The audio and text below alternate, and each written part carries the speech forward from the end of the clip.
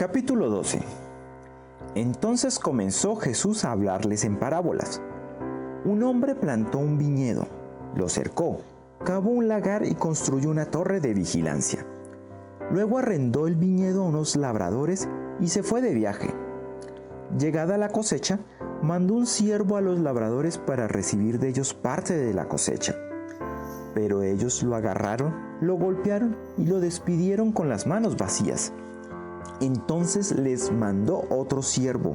A este le rompieron la cabeza y lo humillaron. Mandó a otro y a este lo mataron. Mandó a otros muchos. A unos los golpearon y a otros los mataron. Le quedaba todavía uno, su hijo amado. Por último lo mandó a él, pensando: a mi hijo sí lo respetarán. Pero aquellos labradores se dijeron unos a otros: este es el heredero, matémoslo y la herencia será nuestra. Así que le echaron mano y lo mataron y lo arrojaron fuera del viñedo. ¿Qué hará el dueño? Volverá, acabará con los labradores y dará el viñedo a otros. ¿No han leído ustedes esta escritura? La piedra que desecharon los constructores ha llegado a ser la piedra angular. Esto ha sido obra del Señor y nos deja maravillados.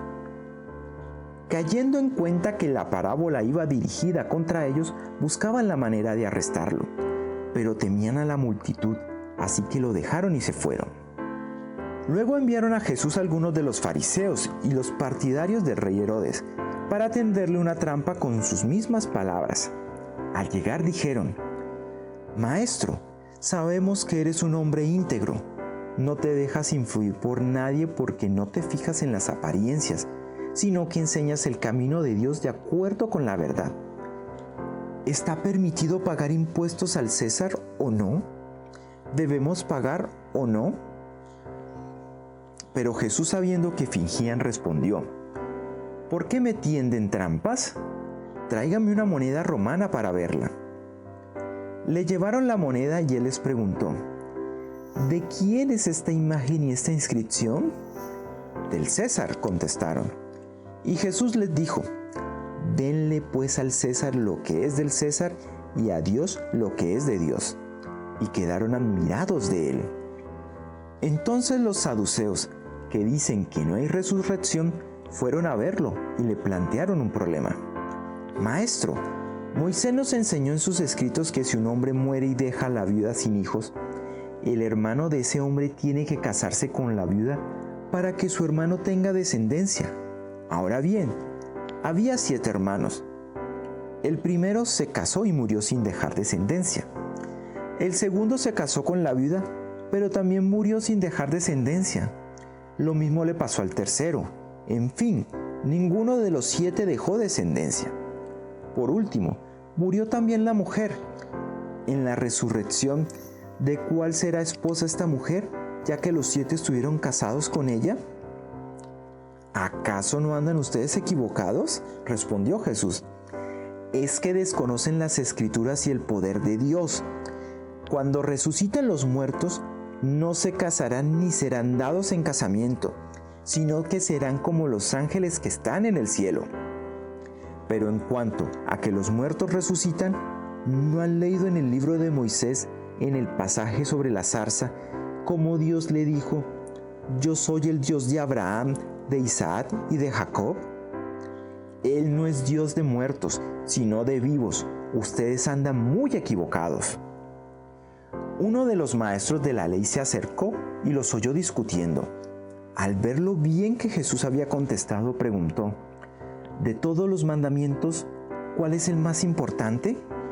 Jesús contestó: el más importante es: escucha, Israel, el Señor nuestro Dios es el único Señor.